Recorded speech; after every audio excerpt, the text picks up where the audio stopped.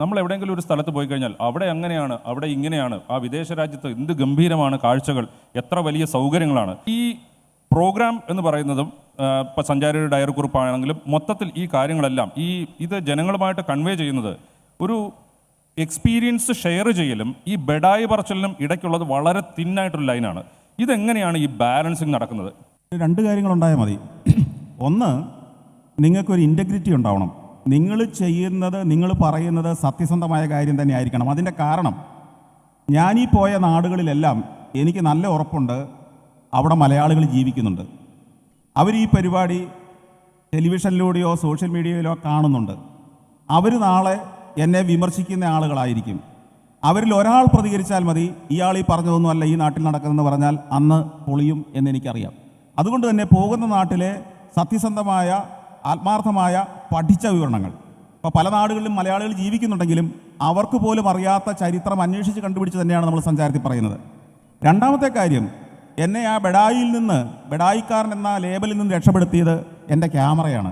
ഞാൻ പറയുന്ന സർവ്വതും ദൃശ്യങ്ങളുടെ സപ്പോർട്ടോടുകൂടിയാണ് കാണിച്ചിട്ടുള്ളത്. സഞ്ചാരത്തിൽ ദൃശ്യം കാണിച്ചിട്ട് അതിൻ്റെ വിവരണം കൊടുക്കുകയാണ് ചെയ്തിട്ടുള്ളത്.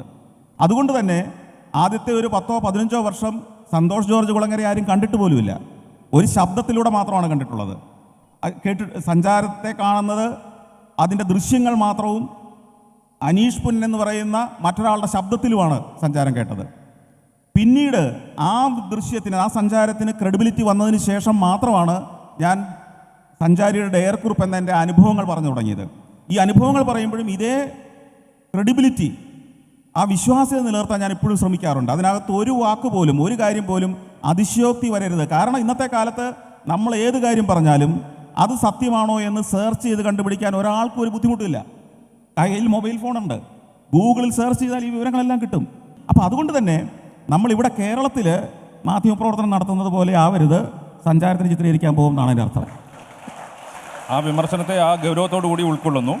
എന്തായാലും മാധ്യമ രംഗത്ത് പലതരത്തിലുള്ള വിമർശനങ്ങൾ ഉയർന്നു വരുന്നുണ്ട്. വിമർശനങ്ങളെല്ലാം പോസിറ്റീവായിട്ട് കാണേണ്ടത് തന്നെയാണ്. ആ വിമർശനത്തെ ആ രീതിയിൽ ഉൾക്കൊള്ളുന്നു. നമ്മൾ രണ്ടുപേരും ഒരേ അഭിപ്രായക്കാരാണ്. അതെ. അല്ല, ഞങ്ങൾ ന്യൂസ് കൈകാര്യം ചെയ്യുന്നതുകൊണ്ട് ഞങ്ങൾക്ക് കൂടുതൽ വിമർശനങ്ങൾ ഉണ്ടാകും എന്നുള്ളത് ഒരു യാഥാർത്ഥ്യമാണ്.